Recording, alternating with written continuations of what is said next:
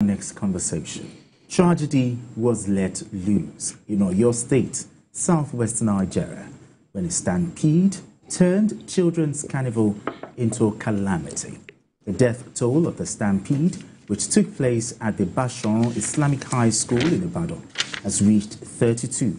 The carnival was organized by women in need of guidance and support, a non-governmental organization, and the founder, Naomi Shilepwola, is said to be under police interrogation. Multiple sources at the scene said the victims were stampeded to death while trying to break through the main gate of the premises.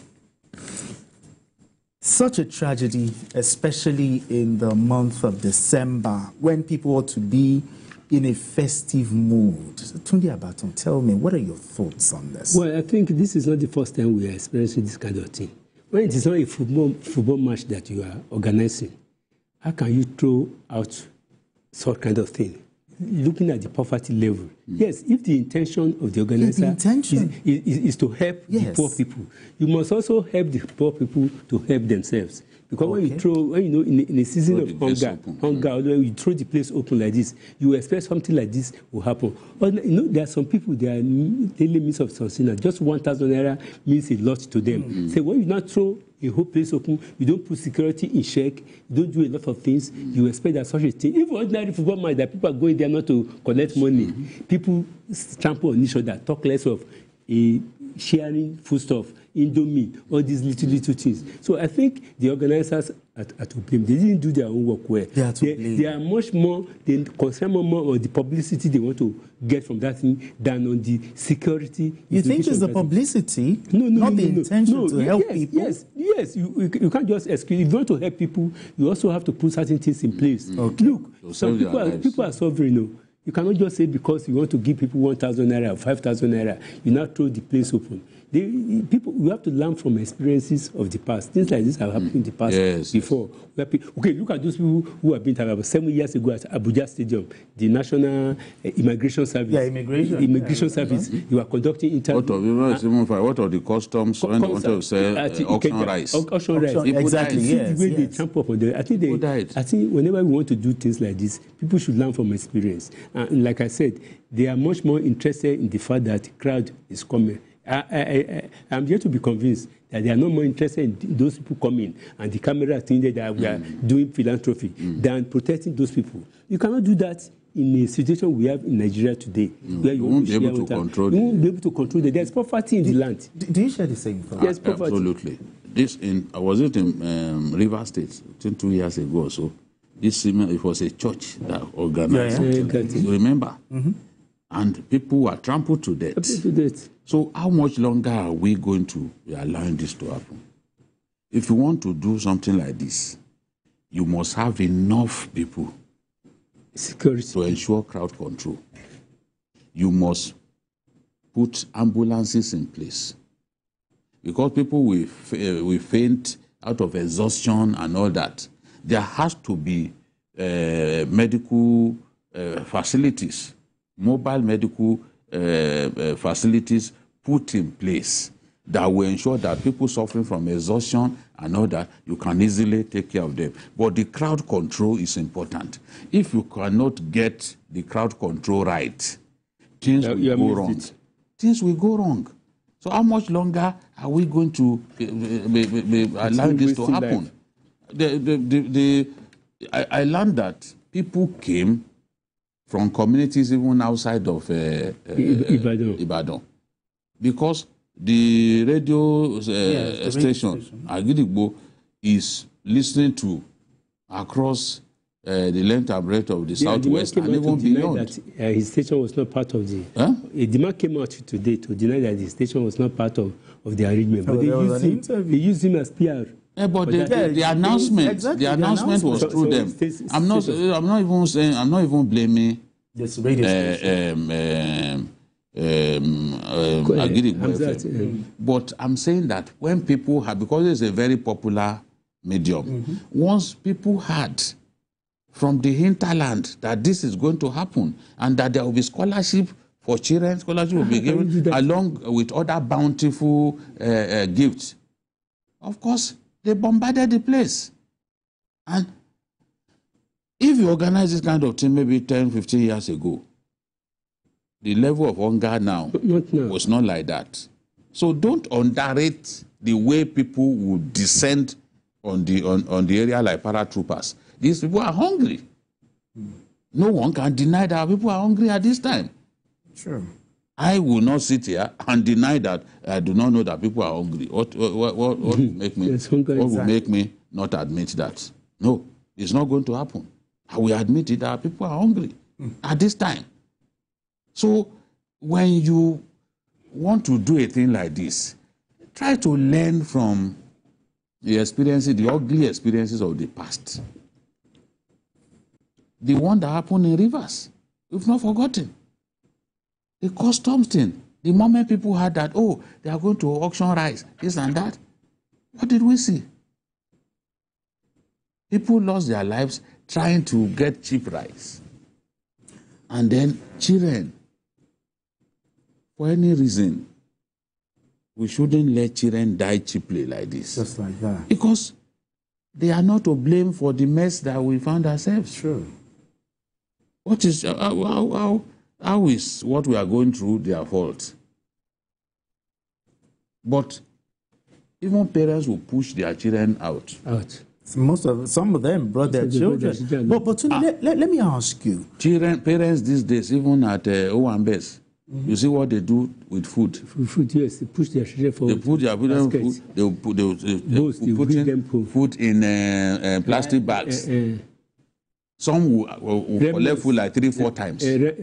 Those ones are just greed. No, because they think that they say, for how long are you going to eat it?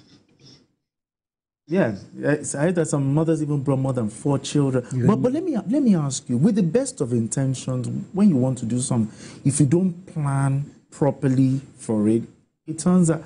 Do you think the government of Oyo State should make examples of people who have done this to avoid a repeat of it? You said that it's happened before. It has happened before in several places. Should the government make examples? I think that I want to believe that the declaration of Governor Seyi Makinde that they are going to try those people. I want to take him serious. If they are not going to play politics out of it, like I said, the government should take a step further and investigate those people behind it, investigate their motives, and investigate what all the precautions. They are, like Jide said, how can you want to organize in a big place like that and you just throw it open, allow people to come from home? Like I said, there's poverty in the land. There's hunger everywhere. 1,000 naira means a lot of difference to a family of 5 or 10. And what are they giving them? Indomie, rice, all these things. And they promise other things. Yeah, they promised other things. So I think that there should be a standard of doing things in Nigeria. Anybody wants to do anything that involves the public,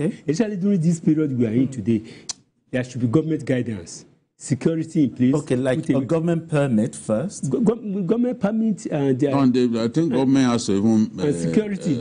They have to hold meetings. They have to know the steps that they are taking to ensure that this thing does not go wrong. For safety. So before you can get the permit to even organize such a thing. I know people will come with fundamental rights, all of this nonsense. But human lives now being lost. So government has to say, okay, you want to do this. What plans do you have for crowd control? Because you must be able to manage the crowd.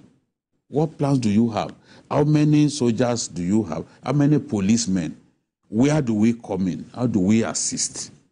Because at the end of the day, people will blame the Oyo State government, for what has happened. They are not going to blame the organizers alone. People will even say, okay, if not because government is not allowed to responsibilities and because of hunger, it's because of the hunger, they will still blame government for this. Now government has to put his foot down. If you want to organize such a thing that will involve a mammoth crowd, certain steps must be taken.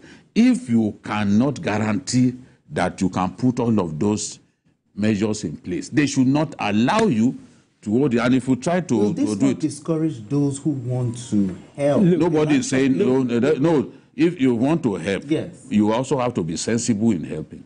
That's true. We are saying that the crowd control was work. We are not saying don't help people, but there are ways by which you can do this that it will not lead to people losing their lives and all that, because we don't want to see that.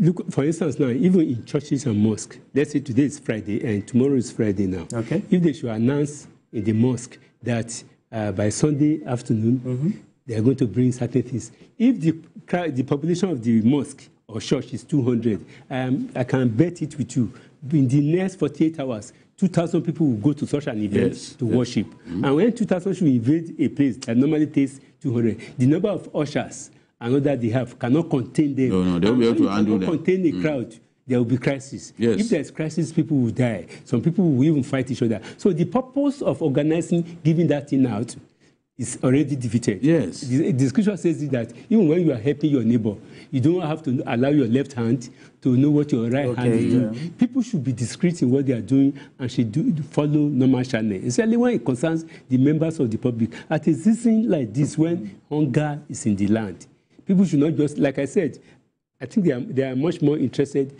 in the noise they want to make than the life they want to save. Holding people to account, do you think the government or your state government should make examples of? The other day, some people put explosives in a residential area. In this same Oyo State. Look at, we lost lives. People lost their buildings. People's lives are being ruined.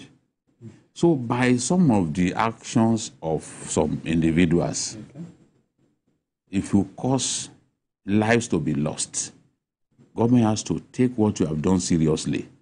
That is what we don't do in this country. That is what we don't do in this country. We must make people pay for bad behavior. There must be consequences. You cannot. They have to. You put people on trial for negligence.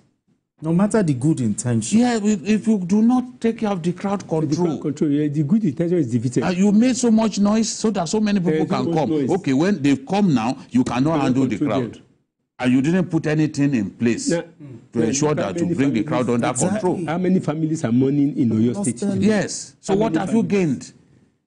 That's why when he says, oh, maybe they were far more, they should have invested more in crowd control. They should have invested more in putting health facilities in place, mobile health ambulances and all that. Those who suffer for exhaustion, you go and take good care of them. Time that we should lose 35 people. No, essentially because they wanted, things that normally should be at their beck and call. We are not saying don't help the needy, but you must do it sensibly. The right way, exactly. Must do it sensibly. Do it the right way. How can you invite a large crowd to a gathering? You have no crime control and you have no crowd control. After all, if the essence is to even help those people, why not take those things to them at their location? For instance, now if they have a plan of distributing 200 bags of rice, you can decide to say it is in 4 local governments. Okay, decentralize it. Okay, decentralize. That's another one. You can decentralize instead of asking them to even during COVID, some of us were involved in sharing palliatives. I know how tough it was to control crowd. People trekked.